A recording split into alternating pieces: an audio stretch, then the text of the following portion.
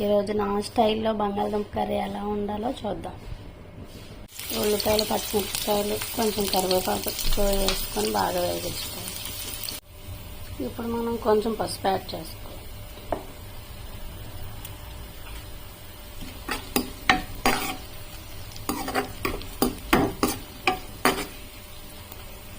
కారం తగ్గిపోయింది, దుంపలు యాడ్ చేసుకోవాలి.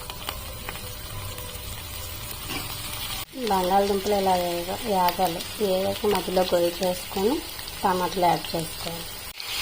టమాటాలు యాడ్ చేసుకున్నాము.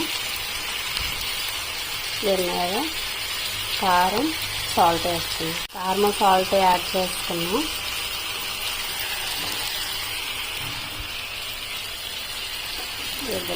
ఇలా జస్ట్ కప్పుకోవాలన్నమాట.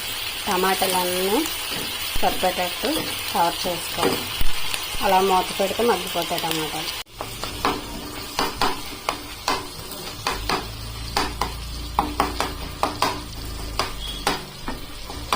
ఇలా టమాటాలు మెత్తగా మ్యాష్ చేసుకోవాలి. మొత్తం ఒకసారి మిక్స్ చేసుకొని అంతేనండి. ఇలా కలుపుకొని వాటర్ యాడ్ చేసుకోవాలి. ఒక అరగంట ఉడికించుకుంటే రెడీ. ఎంతో టేస్టీ అయిన ఈజీ అయిన బంగాళదుంప కూర రెడీ. ఏమైనా వంటలు కావాలంటే కామెంట్ చేయండి. Okay, bye.